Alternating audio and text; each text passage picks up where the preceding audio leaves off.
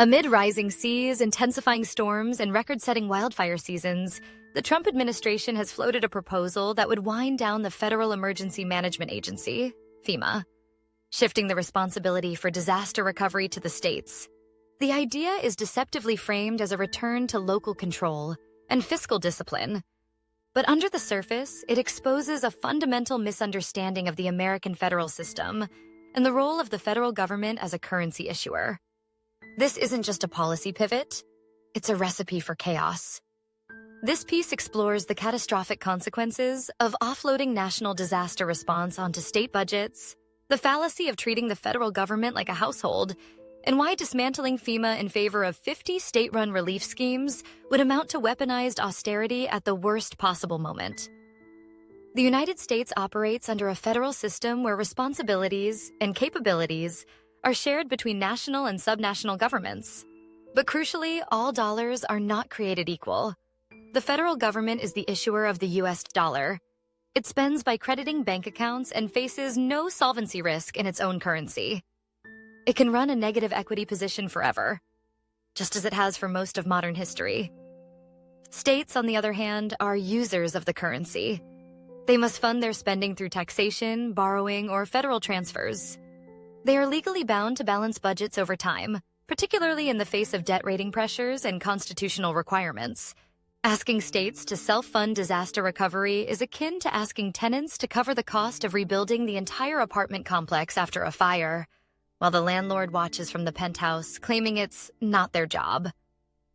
At its core, FEMA is a form of national disaster insurance, one backed not by private premiums, but by the full faith and credit of the United States government.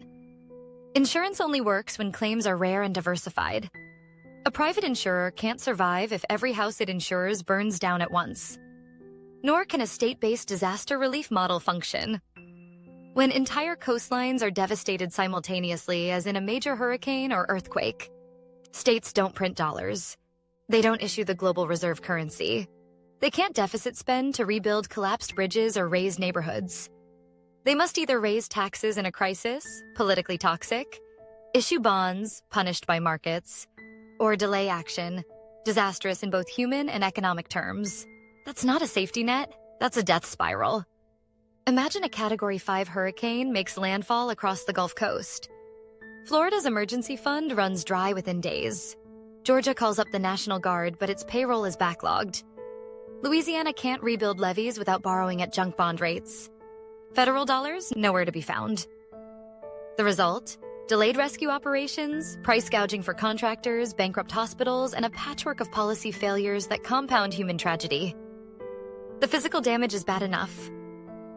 The economic damage from delayed recovery, lost business, destroyed tax bases, migration outflows, would reverberate for decades. For tourist-dependent states, especially those with aging infrastructure and low fiscal capacity, the blow would be existential. And once insurance companies start pulling out, as they already are in states like Florida, the fiscal burden will fall entirely on the public. Without FEMA, that public is out of lifelines. FEMA isn't just a funding mechanism. It's a centralized, specialized operational force. Its staff aren't just bureaucrats. They are experienced coordinators of logistics, housing, infrastructure triage, and supply chains. They mobilize faster than state agencies because they don't need legislative appropriations to act. They contract with national vendors, leverage interagency cooperation, and scale resources across jurisdictions. And they train year-round for events whose scope no single state can simulate. If each state had to build its own recovery bureaucracy from scratch, or worse, rely on ad hoc underfunded emergency plans, disaster relief would become a black market of competing bids, desperate calls for out-of-state workers, and political blame shifting. Specialist labor would go to the highest bidder. Procurement would slow to a crawl. The result would not be resilience, it would be rationing. The U.S. government has the unique privilege and responsibility of being the currency monopolist. This isn't just a technical detail, it's the reason why FEMA can function in the first place. When disaster strikes, Congress doesn't need to find the money to respond. It needs only to authorize spending. And every dollar spent rebuilding homes, hospitals, and roads becomes income for someone, stimulating the recovery, not draining resources from elsewhere. Pretending that the federal government is just a big state, or worse, a business, misses this essential distinction. The private sector cannot insure the entire country against catastrophe. The states cannot deficit spend their way to resilience. Only the federal government can act at scale, immediately, and without solvency constraint. That's not big government, it's basic governance. The push to dissolve FEMA is not about freedom or efficiency. It's about abandoning the principles of a modern federal state. Disaster relief is not an optional luxury. It is a core function of sovereign responsibility, enabled by the federal government's unique financial position. To withdraw FEMA is to watch people drown.